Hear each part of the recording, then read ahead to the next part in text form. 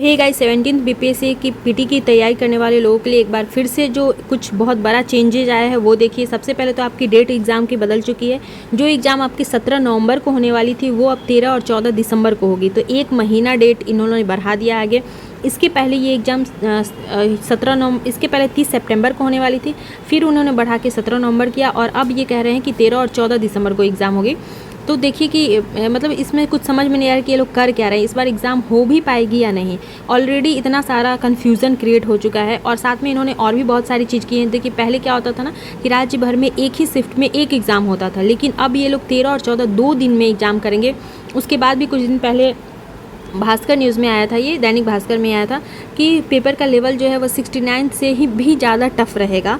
और जो क्योंकि हमारा जो पेपर का लेवल था लास्ट ईयर का वो जेपीएससी और अन्य जो पीसीएस एग्ज़ाम है उसके मुकाबले बहुत ज़्यादा आसान था। तो मुझे तो ये नहीं समझा किनको वो पेपर आसान लगा, पता नहीं, क्योंकि मैं भी तो एग्ज़ाम दी थी और इतना आसान पेपर तो था नहीं वो। उसके अलावा तो उससे अब ज़्यादा क्या आप देंगे भाई? मतलब आप एग्ज़ाम बीपीएससी का ले रहे हैं कि यूपीएससी का? आप सीधा सीधा बता दीजिए ना कि अब आप यूपीएससी का ही एग्ज़ाम लीजिएगा।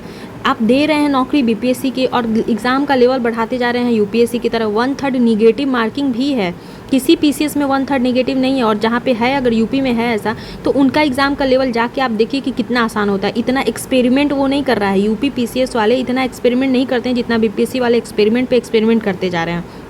इसके बाद इन्होंने बताया कि हर जिला का अलग क्वेश्चन होगा। भाई एक क्वेश्चन तो आप लोग से संभल नहीं रहा है। एक क्वेश्चन जो सिर्फ एक पेपर होता है ना, वो तो आप लोग से संभलता नहीं है। रास्ता में ही पेपर लीक हो जाता है, अधिकारी में से ही कोई कर लेता है, कुछ समझ में नहीं आता है। और 10 पेपर को आप कैसे संभालिएगा ये बताइए? जब आप एक इंसान पे नज़र नहीं रख पाते हैं, जहाँ एक जगह से पेपर आपका छप रहा है वहाँ पे आप ध्यान नहीं रख पाते हैं, वहाँ से पेपर चलता है और रास्ते में गायब हो जाता है, पता नहीं चलता है, तो अब 10 जगह जो पेपर छपेगा आप कैसे उस पर नज़र रखिएगा, इसके बारे में बताइए।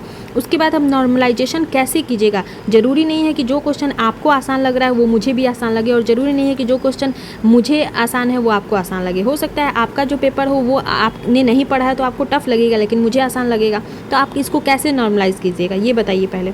तो बहुत सारा कन्फ्यूज़न क्रिएट करते जा रहा है बीपीएससी। समझ में नहीं आ रहा है कि बीपीएससी को अब ना सारे यूपीएससी वालों को जॉब देना है बिहार वाले में।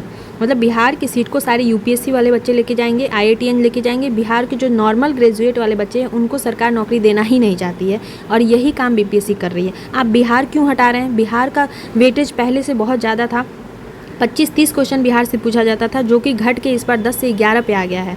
तो अदर स्टेट में तो ऐसा नहीं होता। आप झारखंड के बारे में बात करें, झारखंड 100 नंबर का अलग से पेपर लेता है, फिर बीपीएससी क्यों नहीं लेता है 100 नंबर का अलग से पेपर बिहार का? आप बिहार स्पेशल लीजिए, 100 नंबर का हम लोग देने के लिए तैयार हैं। यूपी पीसीएस मेंस में अलग से अपना यूपी का स्पेशल रखता है, आप बिहार में क्यों नहीं ऐड कर रहे हैं आप? तो बस आपको पीटी का एग्ज़ाम को बस आपको प्रयोगशाला बना के रख दिए। जब देखो कुछ भी हो बीपीएससी का पैटर्न चेंज, कुछ भी हो बीपीएससी का पैटर्न चेंज। ये क्या तरीका है भाई? हम लोग को भी पढ़ने के लिए थोड़ा समझने के लिए टाइम चाहिए होता है ना। मेंस का पेपर में आप एक्सपेरिमेंट कर दिए, ठीक है, अब पीटी में इतना ज़्यादा एक्सपेरिमेंट क्यों कर रहे हैं आप?